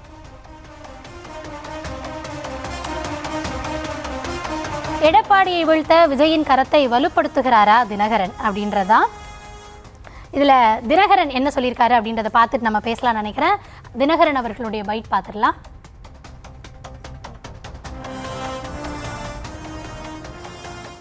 நாங்கள் எங்களோடு சில கூட்டணி கட்சிகளை சேர்ந்தவர்கள் பேசிக் கொண்டிருக்கிறார்கள். எல்லாம் எனக்கு தெரிஞ்சு டிசம்பர்லேயோ ஜனவரியிலேயோ ஒரு முடிவுக்கு வந்து விடுவோம். சில பேர் நான் ஊடகங்களில் பார்க்குறப்ப டிபேட்டில் டிடிவி தினகரன் தான் தாவேகா கூட்டணிக்காக முயற்சி செய்து கொண்டிருக்கிறார் அப்படின்னா அவங்களுடைய மன ஆசைக்கு பேசுகிறேன். அது உண்மை இல்லை. நான் பல முறை சொல்லியிருக்கேன், நாங்கள் எந்த முடிவும் எடுக்கவில்லை. கூட்டணிக்காக அவர்கள் கூட்டணிக்கு வர வேண்டும் என்று சில கட்சிகள் எங்களோடு பேசிக்கொண்டிருப்பது உண்மை. ஆனால் எந்த கட்சி எது என்பதை நான் இப்போது சொல்வது நாகரிகமாக இருக்காது. ஆனால் கூட்டணி ஒரு முடிவுக்கு வந்த பிறகு சொல்வதுதான் நன்றாக இருக்கும் என்று நினைக்கிறேன். நீங்கள் பார்த்தீங்க இல்லையா, டிபேட்ஸில் நீங்கள் தான் உங்கள் ஆசைக்கு பேசுகிறீங்க, நான் எந்த முடிவும் எடுக்கலை அப்படின்றத சொல்லியிருக்காரு. ஆனால் அவர் முன்னாடி இருக்கக்கூடிய பாசிபிலிட்டிஸ் என்னவா இருக்குது இல்லையா? இப்போ அவங்க சொல்கிறதே வந்து அதிமுக, அதாவது எடப்பாடி அவர்களை இந்த முறை வீழ்த்தணும், அதுதான் என்னுடைய முழு முதற் குறிக்கோள் அப்படின்னு டிடிவி அவர்கள் பேசுகிறாரு. அப்போ அவருக்கு முன்னாடி இருக்க பாசிபிலிட்டி பார்க்குறப்போ ஒருங்கிணைந்த அதிமுக உருவாகுமா அப்படின்னா எடப்பாடி அவர்கள் முற்றிலும் அது முடியாது அப்படின்னு நிற்கிறாரு. அப்போது அவங்க வந்து பசும்பொன்னில் பேசுகிறப்ப கூட ஓபிஎஸ், செங்கோட்டையன், டிடிவி அவர்கள் பேசுகிறப்ப என்ன சொன்னாங்க அப்படின்னா, இந்த முறை திமுகவை ஆட்சி கட்டிலிருந்து இறக்கணும், அதுக்காக எங்களுடைய அணி வேலை பார்க்கும் அப்படின்னு சொன்னாங்க. அப்போ திமுக பக்கம் அவர் போக மாட்டார். அதை தாண்டி தமிழகத்தில் இப்போ வேறு என்ன ஆப்ஷன் இருக்குது? நாம் தமிழர் கட்சி, தாவேகா. நாம் தமிழர் கட்சி பக்கம் போவாங்களா? அப்போ இன்னொரு ஆப்ஷன் தாவேகா. இந்த இதை வந்து நாமளாக பேசுறது இல்லைல்ல, அவருடைய பேச்சில் என்ன நமக்கு பிடிபடுதோ அதை பிடிச்சி தானே நம்ம பேசுகிறோம். தொடர்ந்து கடந்த வாரங்களில் திரு டிடிவி பேசினதை பார்த்தீங்க அப்படின்னா, தமிழகத்தில் டிஎம்கே விசஸ் டிவிகே அப்படின்னு தான் களம் இருக்குது அப்படின்றாரு. இன்னொரு விஷயம், நாங்கள் எங்கே கூட்டணியில் இருக்கோமோ அவங்க தான் வெற்றி பெறுவாங்க அப்படின்றாரு. அப்போது களமே டிஎம்கே விசஸ் டிவிகேன்னு இருக்கு, நாங்கள் இருக்கக்கூடிய இடம் வெற்றி பெறும் அப்படின்னா நீங்கள் திமுகவை இறக்கணும்னு போராடுறீங்க. அப்போ யாரை குறிப்பிடுறீங்க அப்படின்னா? ஒரு சின்ன கருத்து வேறுபாடு எனக்கு இருக்கு. டிடிவி தினகரன் திமுக பக்கம் போக மாட்டார் அப்படின்னு நீங்கள் ஒரு தியரி சொல்கிறீங்க இல்லையா? அதுக்கு வாய்ப்புகள் இருக்குன்னு சொன்னால் கூட நான் அதை ரொம்ப குறைச்சி மதிப்பிடலன்னு நினைக்கிறேன். டிடிவி தினகரனுக்கு என்ன இலக்கா இருந்துட முடியும்னு நம்ம யோசிச்சோம்னா என்ன இலக்கா இருக்கும்னு நீங்க சொல்லுங்களேன். டிடிவி தினகரனுடைய வாழ்நாள் இலக்கு என்னவா இருக்கும்? இல்ல அதை பத்தி அவர் எந்த இடத்துலயும் பேசுறது இல்ல, நீங்க நினைச்சு சொல்லுங்கங்கறான். டிடிவி தினகரன் நம்ம பார்த்த வகையில அவருக்கு ஒரு அரசியல் கனவு இருக்குல்ல, அது என்னன்னு நினைக்கிறீங்க? அவர் தலைமையிலான ஒரு அதிமுக அமையணும் அப்படின்ற மாதிரி தான் அவருடைய பல இடங்கள்ல பெர்ஃபெக்ட். ஒன்னு, அதிமுகவுக்கு தான் தலைமை தாங்குவது, அல்லது தன்னுடைய வழிநடத்தல அதிமுகவுக்கு ஒரு தலைவர் இருப்பது. இது ரெண்டு தான் டிடிவி தினகரனுடைய நிரந்தரமான குறிப்பு. அதுக்காக அமமுகங்கிற ஒரு தற்காலிக கட்சியை அவர் உருவாக்கியிருக்காரு. இந்த தற்காலிக கட்சி நான் சொல்றதுக்கான காரணம், அமமுகவை டிடிவி தினகரன் அரசியல்ல எப்படி பொசிஷன் பண்ணியிருக்காரு. அமமுக பத்தி பேசவே மாட்டாரு. அடிப்படையில் அவர் எடப்பாடி பத்தி பேசுறாரு, அதிமுக பத்தி பேசுவாரு, தாவேக பத்தி பேசுவாரு, அமமுக பத்தி பேச மாட்டாரு. ஏன்னா அமமுக என்பது ஒரு தற்காலிக ஏற்பாடு. தற்காலிக ஏற்பாடு எதுக்குன்னா அதிமுகவை மீட்பதற்கு. அதிமுகவை மீட்பதற்கு திமுகவுடனும் கைகோர்ப்பதற்கான ஒரு வாய்ப்பு வந்தால் டிடிவி தினகரன் நிச்சயமாக அது செய்வார். ஒண்ணு. ஆனா இப்ப அவர் ஏன் முடிவெடுக்காம இருக்காருன்னா, இந்த மற்ற கூட்டணி கட்சிகள்லாம் எங்க போறாங்கன்னு பாக்குறதுக்கு ஜனவரி ஆயிரும். அதனால ஜனவரி வரைக்கும் திமுக வர்சஸ் தாவேகாங்கிற அந்த நரேஷனை பில்டப் பண்ணிட்டே போகணும் அவர் நம்புறாரு. இந்த திமுக வர்சஸ் தாவேகால அதிமுக கண்ணுக்கு தெரியலங்கிறத அவர் விரும்புறார். இல்லை, நீங்கள் சொல்கிறத கேட்டால் எனக்கே வந்து ஆச்சரியமாக இருக்குது. இதை டிடிவி அவர்களே யோசிச்சிருப்பாரா அப்படின்னு நான் யோசிக்க வேண்டியதாக இருக்கேன். அதிமுகவை மீட்பதற்காக திமுக பக்கம் போக வாய்ப்பு இருக்குன்றீங்க. எப்படிதான் நெல்சன்? அதிமுகவை எடப்பாடி பழனிசாமியிடமிருந்து மீட்பதற்கு அதிமுகவுக்கு ஒரு பெருந்தோல்வி வேண்டும். அந்த பெருந்தோல்வியை யார் கொடுப்பார்கள்னா திமுக கொடுப்பாங்க. இல்லை, அப்படினாலும் நீங்கள் சொல்ற அதிமுக தொண்டர்களோ அமமுகல இருக்க தொண்டர்களோ ஏற்றுக்கொள்வார்களா அப்படின்ற ஒரு கேள்வி இருக்குல்ல. அமமுகல இருக்கவங்க, அமமுகவுக்கு என்ன சாவர்கர் தலைவர், அமமுகவுக்கு அதே எம்ஜிஆர், அதே அம்மா, அதே அண்ணா தானே. அப்படி இருக்கவர்கள் எப்படி திமுக கூட போய் நிப்பாங்க நீங்க அப்படின்னு சொல்றீங்க? அண்ணாவே திமுக காரர் தானேங்க. ஏங்க இப்படி பேசினா, அதாவது அங்கேருந்து வந்து உதயமானது தான் அதிமுக. அப்படி இருக்கக்கூடிய அதிமுகவை மீட்கணுன்றதுக்காக திமுக பக்கம் போவாங்க அப்படின்றீங்க. நான் டிடிவி அவர்கள் அப்படியான ஒரு தீர்மானத்தில் இருப்பார் அப்படின்னு நினைக்கல. எடப்பாடியை வீழ்த்த விஜயின் கரத்தை வலுப்படுத்துவாரா? தேர்தலில் ஒரு அரசியலில் ஒரு காலம் என்பது ரொம்ப குறைவான ஒன்று. இந்த காலகட்டத்துக்குள் தனக்கு சாதகமான விஷயங்களை செயல்படுத்திக் கொள்வதற்கான வாய்ப்புகளை ஒரு அரசியல்வாதி உருவாக்கிக்கணும். எனக்கு தெரிஞ்ச டிடிவி தினகரன் அது ரொம்ப பெர்ஃபெக்டாக செய்கிறார். இன்னும் சொல்ல போனால் திமுக வர்சஸ் தாவைக்கான தளபதி விஜயை தவிர ரெண்டாவதா ஒரு நபர் சொல்லிட்டு இருக்காருன்னா அது ஆக்சுவலாக டிடிவி. இப்போ இது எவ்வளோ பெரிய பொலிட்டிக்கல் முக்கியத்துவமான மைலேஜை மாறுது பாருங்க. எஸ், அந்த வகையில தான் வந்து அவர் விஜயனுடைய கரத்தை வலுப்படுத்துறாரா அப்படின்ற கேள்வியவே நம்ம எடுத்துட்டு வந்திருக்கோம். புரியல, அவர் விஜயனுடைய கரத்தை ஒருபோதும் வலுப்படுத்தல, அவர் எடப்பாடியினுடைய கரத்தை பலவீனப்படுத்தல. எஸ், அது என்னமோ கரெக்ட் தான். அந்த இடத்துல விஜய் இல்ல, வேற யார் இருந்தாலும் அவருடைய செயல்பாடு அப்படியே. டிடிவி இவ்வளவு பேசியிருக்காருல்ல, எங்கேயாவது விஜய் நன்றி அண்ணன் டிடிவின்னு சொல்லியிருக்காரா? இல்ல, சொல்ல மாட்டாரு. ஏன்னா அவருக்கு தெரியும் எதுக்கு அண்ணன் டிடிவி பேசிட்டு இருக்காரு. எஸ், கண்டிப்பா. ஏன்னா இந்த முறை தேர்தலில் ஆளும் தரப்பாக யார் வராங்க அப்படின்றத தாண்டி அந்த இரண்டாவது இடத்துக்கு அதிமுக வந்துடக்கூடாது அப்படின்றதுல டிடிவி அவர்கள் ரொம்ப உறுதியா இருக்காரு. அப்போ விஜய் அந்த இடத்துக்கு நகர்த்துறது மூலமா முற்றிலுமான ஒரு தோல்வியை எடப்பாடி அவர்கள் தலைமையிலான அதிமுகவுக்கு விளைவிக்கணும் அப்படின்றத அவருடைய குறிக்கோள். அப்படின்றப்போ கண்டிப்பாக அடுத்த ஆப்ஷனா இருக்கக்கூடிய விஜயினுடைய கரத்தை அவர் வலுப்படுத்துவதற்கான அந்த மாதிரியான ஒரு பேச்சு துணி தான் நம்மளால பார்க்க முடிகிறது அப்படின்றதையும் ஒற்றுக்கொள்ள வேண்டியதாக இருக்கு. அடுத்ததா ஒரு கேள்வி இருக்கு, அந்த கேள்வியை பார்க்கலாம். ஆர்எக்ஸினுடைய இரண்டாவது பெரும் கேள்வி,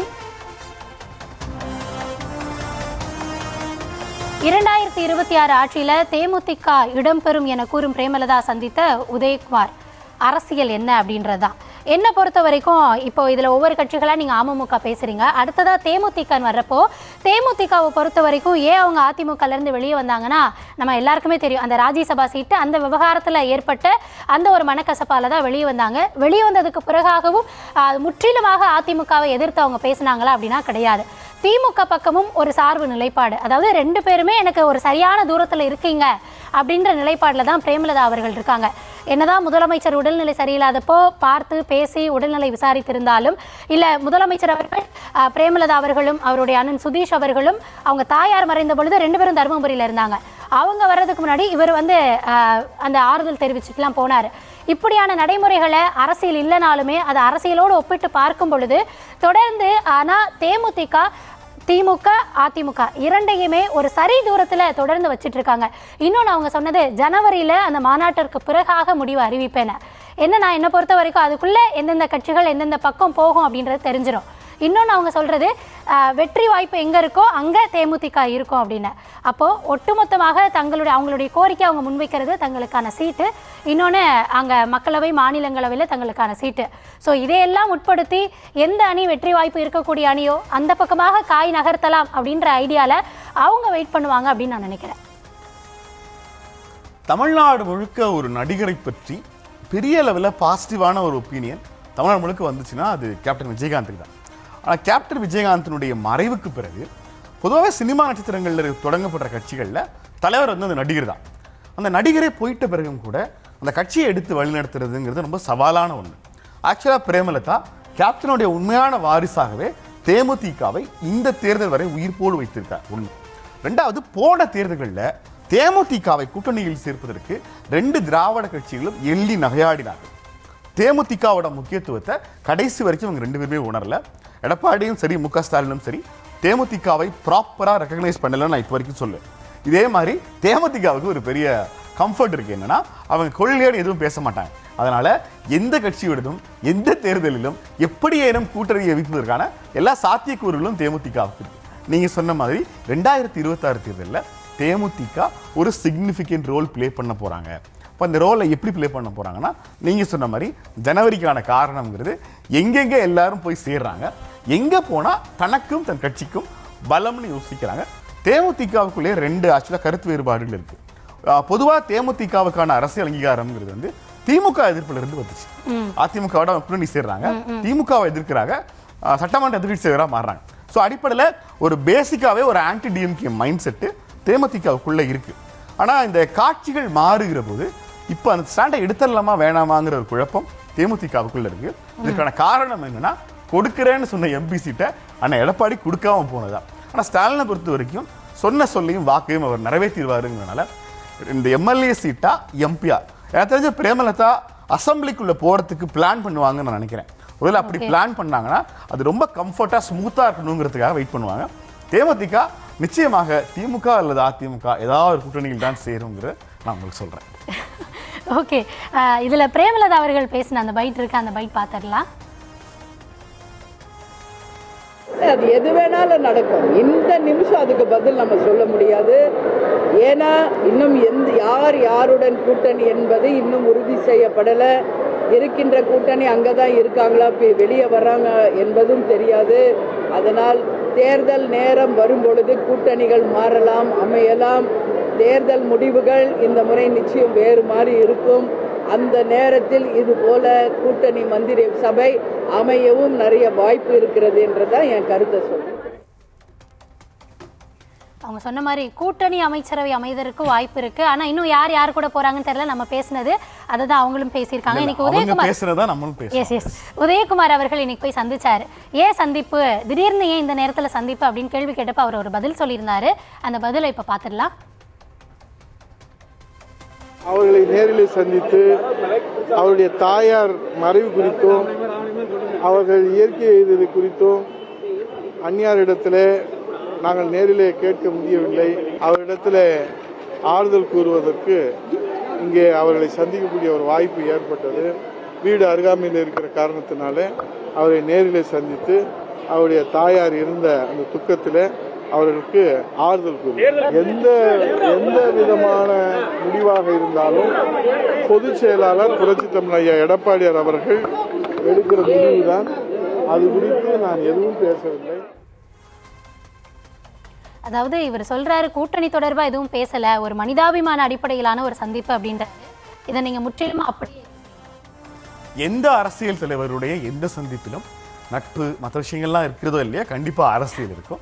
அரசியல் இல்லாம அரசியல்வாதிகள் கார் கதவை திறக்கிறதுக்கோ வீட்டை விட்டு வெளில கூட வரமாட்டாங்க. எஸ், அந்த வகையில இதுல ஏதோ ஒரு முடிவு ஏதோ ஒரு கலந்து ஆலோசனை நடந்திருக்கலாம். நம்ம காட்சிகளா பார்க்கிற போது ஆர்வி உதயகுமார் அவரே வாலண்டியரா பிரேமலதாவை போய் பார்த்திருக்கிறத பார்க்கிற போது பிரேமலதாவினுடைய கால்கள் அறிவாலயம் நோக்கி நடக்க முற்படுகின்றன அப்படிங்கிற செய்தி அதிமுகவுக்கு வந்ததால் நீங்க நடங்க, அறிவாலயத்துக்கே நடங்க, கொஞ்சம் பொறுமையா நடங்க அப்படின்னு போய் ஒரு ஸ்பீட் பிரேக்கர் போட்டு வந்திருக்காங்கன்னு நினைக்கிறேன். கொஞ்சம் பொறுமையா போகலாம், நிகழ்வுகள் நமக்கு சாதகமா ஒரு நாள் மாறும்.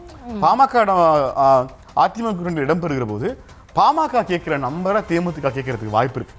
ஸோ ஆப்வியஸாவே அந்த ஒன்று அங்கே இருக்கு. ரெண்டு கான்ஃபரன்டேஷனுக்கு பாமகவும் தேமுதிகவும் ஒரே அணியில் இருக்குதா அப்படிங்கிற ஒரு அரசியல் வேற சில காரணங்களும் இருக்கு. எஸ், அது தொடர்பாக தான் மூன்றாவது கேள்வியவே நம்ம எழுப்பியிருக்கோம். ஆர்எக்ஸினுடைய மூன்றாவது பெரும் கேள்வி, அதிமுக கூட்டணியை நெருங்கும் அன்புமணி திமுக பக்கம் திரும்புவாரா ராமதாஸ்?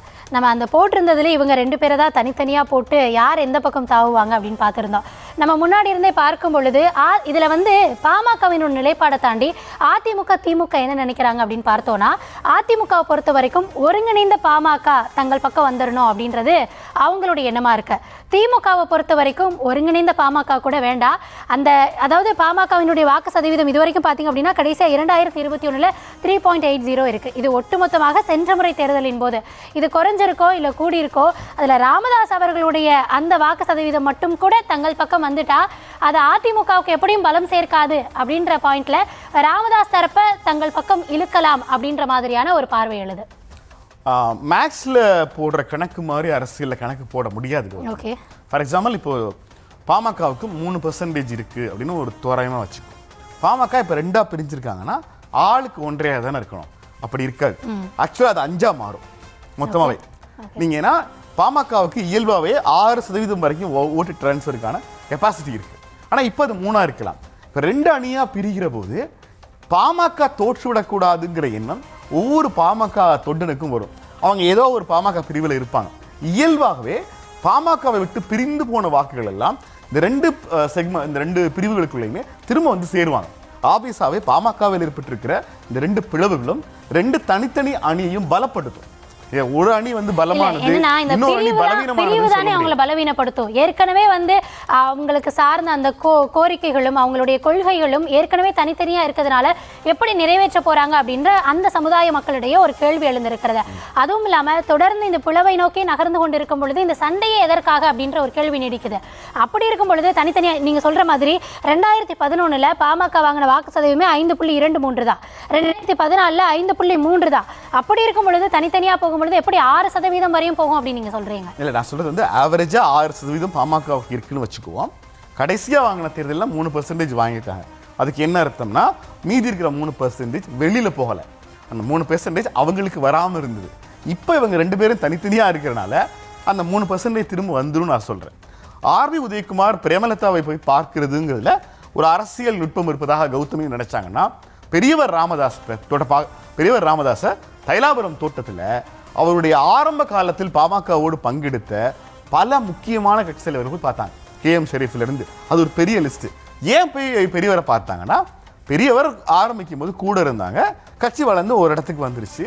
இன்னைக்கு பெரியவர் தனிச்சு விடப்பட்டிருக்காருன்னு தெரிஞ்ச உடனே அப்போது பெரியவர் ராமதாஸோடு இருந்தவர்கள் எல்லாம் பாட்ஷா மாதிரி பார்க்க வர்றாங்க. இப்படிதான் பொலிட்டிக்கல் வந்து ஒர்க் ஆகும். இப்போ என்ன ஆகுனா, டாக்டர் அன்புமணி கிட்ட கட்சி இருக்கு, சின்னம் இருக்கு, தேர்தல் ஆணையம் பக்கம் இருக்கு. ஆனால் ஓட்டு போடுற கெப்பாசிட்டி, வாக்குகளை வாங்குகிற வலிமை டாக்டர் ராமதாஸுக்கு இருக்கிறது. அப்படிங்கிறத எஸ்டாப்ளிஷ் பண்ணுறதுக்காக பாட்ஷா படத்தில் போய் இந்த பாட்ஷாக்கு முத்தம் கொடுத்துட்டு வர்றாங்க. உண்மையிலேயே அந்த தைலாபுரம் தோட்டத்தில் ஒரு 3-4 நாள் தொடர்ச்சியாக ஆட்கள் வந்தாங்க. பாமகவினுடைய தொடக்க காலத்தில் பாமகவை உருவாக்குவதற்காக முழு மூச்சோடு பங்கெடுத்த அத்தனை பேரும் பெரியவர் ராமதாஸ் பக்கம் வந்து நின்றார்கள். இது ஒரு காட்சி. இது பெரிய லெவலில் ஊடகங்களில் செய்தியாகாமல் நகர்ந்து போயிடலாம். இல்ல நியூஸ் தமிழ் வந்து அதை முழுமையாவே நம்ம கவர் பண்றோம். அவ்வப்போது அந்த ஒவ்வொரு வியாழக்கிழமைகளும் நடக்கக்கூடிய நகர்வுகளை பிக் பிரேக்கிங்காவே நம்ம எடுத்திருந்தோம். நீங்க அதை அப்படி பாக்குறீங்க இல்லையா? என் தரப்புல இருந்து, அதாவது 2 பக்கத்துல எந்த பக்கத்தை சமரசம் செய்து உள்ள இழுக்க முடியும் அப்படின்றதுல ராமதாஸ் அவர்களை சந்தித்து அந்த சமரச உடன்பாடுல அவங்க பேசி இருக்கலாம் அப்படின்னு தான் நான் அதை நினைக்கிறேன். பாமகவை எப்படினாலும் ஒருங்கிணைந்த பாமகவே வைத்து விட வேண்டும், அந்த முயற்சியாக அது அமைந்திருக்கலாம் அப்படின்றதா என்னோட பார்வையா இருக்கு. எஸ், அது மட்டும் இல்லாம இன்னும் சில கட்சிகளையும் இதுல நம்ம பேச வேண்டியதாக இருக்கு. அடுத்ததாக புதிய தமிழகம் கட்சி. புதிய தமிழகத்திலிருந்து அவர் முன்வைக்கக்கூடிய அவருடைய சமிக்கை என்னவாக இருக்கு அப்படின்னா, எதிர்க்கட்சி தலைவர் எடப்பாடி பழனிசாமி அவர்கள் சாதி அரசியலில் உழலக்கூடாது அப்படின்றார். ஏன்னா தொடர்ந்து அவர் தேவர் பெயரை விமான நிலையத்திற்கு வைக்கணும், அது தொடர்பான கோரிக்கைகள் எழுப்பும் பொழுது அவருடைய ஸ்டாண்டு இப்படியாக இருக்கிறது. இன்னொன்று, அவர் வந்து ஆட்சியில பங்கு அதிகாரத்தில் பங்கு அப்படின்ற குரலையும் எழுப்புறாரு. அவர் எந்த பக்கம் சாய்வார் அப்படின்னு நீங்க எதிர்பார்க்குறீங்க? இல்லை, அவர் கிருஷ்ணசாமி அவர்களை பொறுத்த வரைக்கும் தென் தமிழ்நாட்டில் அவருடைய அரசியலுக்கு எது முக்கியமானதுங்கிறத எடப்பாடி பழனிசாமி இப்போ டிசைட் பண்ணிட்டார். மதுரை விமான நிலையத்துக்கு பேர் வைக்க சொல்றது, பாரத ரத்னா விருது கேட்கறதுன்னு எடப்பாடி பழனிசாமியோட எல்லா செயலும் கிருஷ்ணசாமியினுடைய அரசியலுக்கு நேர் எதிரே செல்வதா கிருஷ்ணசாமியும் யூட்டன் தான் போடுவாருன்னு நினைக்கிறேன். எஸ், இப்படியாக தமிழகத்தில் நடைபெறக்கூடிய SIR மற்றும் தமிழக அரசியல் கட்சிகளுடைய நிலைப்பாடு தொடர்பாக இன்னைக்கு RDX விவாதித்திருக்கிறது. மற்றொரு நாள் மற்றொரு தலைப்பில் சந்திக்கலாம். நன்றி, வணக்கம்.